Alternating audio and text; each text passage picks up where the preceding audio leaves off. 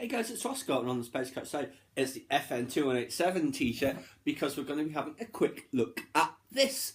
Finn's story from The Force Awakens. This is a junior novelisation, and it starts with the events of Before the Awakening, which is nice. So it starts with that, when they go on deployment to the mining operation, and it, like I said, follows his story. It's all from his point of view, so obviously where he's not in it, there's nothing. But it's got some very nice pictures throughout it, which I just wanted to show you. So there he is, FN2187, as he was then, in his armour. And then we have this. What is the canonical status of pictures? It's like the deleted scenes one, isn't it? We should tweet Pablo Hidalgo and ask him. Now there they are, coming off the landing craft at Jakku. What's the next one? Seminal moment in Star Wars, of course, when these two meet. They're going to be awesome going forward. I'd watch a film, a trilogy of trilogies with just the two of them, because they were so good. And their escape, of course, which was a brilliant sequence. Yes, very nice. I see there's only one Star Destroyer there now. The other two have disappeared. Now, Finn's trek across the desert, where we see him literally and metaphorically stripping himself out of his cocoon of armour, you know, and becoming a hero. Because he's on that journey's path, the same as Rey is. And as I've mentioned in the past, their arcs mirror each other almost exactly. There's a very good video on the Urban Acolyte channel popped up yesterday about Finn's lightsaber scenes being cut from the original draft of The Force Awakens. You know, there was going to be that whole reborn a hero thing, and everything's going to be more of a badass. But you can't just crowbar it all in the first film. The characters have to have some room for growth and development.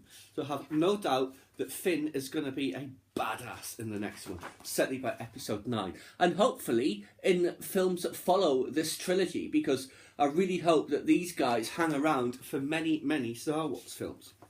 I mean, they've gone to all that trouble of casting them and find these great characters who've got brilliant chemistry. Now, there was a great sequence. I loved that.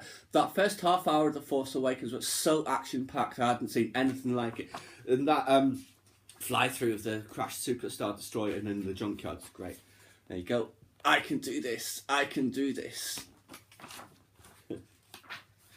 I can do this. I can do this. Like I said, they do mirror each other an awful lot in that film.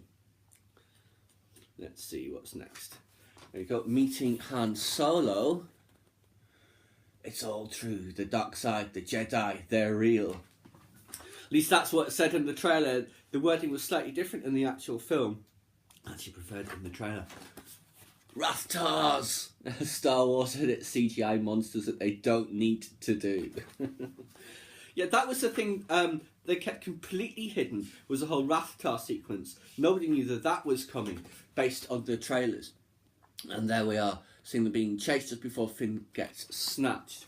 That's what I hope they do with episode 8, The Last Jedi, is that we get trailers, but I mean, none of it will give any plot points away. There they are, looking at the partial map. Maz's castle. This is Captain Athano's sidekick, I forget his name. There's that ancient droid. And I don't know who this is. Is there anyone? No. Traitor! Great sequence, of course, with FN2199 as former squad mate. General Organa there. There's a great picture of her.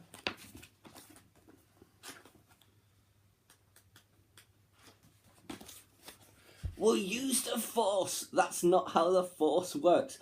Is it though? Because they are changing and updating the Force mythology in things like, say, Rebels or what have you. So I do think people may be able to tap into the Force who are not normally Force sensitive.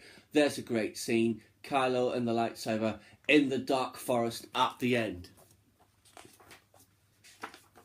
And then there is that, of course, which was great. It does actually just say at the end, he thought, this is after he's been slashed, the pain was like a fire in Finn's mind as he felt his muscles grow weak and limp. The heat from his body melted in the snow that was collecting all around him. He thought he could hear the sound of lightsabers igniting once more. And then he falls unconscious. Rey, he thought before his mind went blank, Rey was his only hope. So that's very interesting.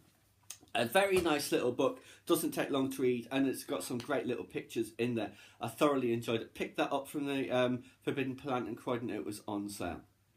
Please subscribe to my channel if you enjoyed this content. Leave me a comment suggestion for upcoming topic you'd like to see discussed. I like the video.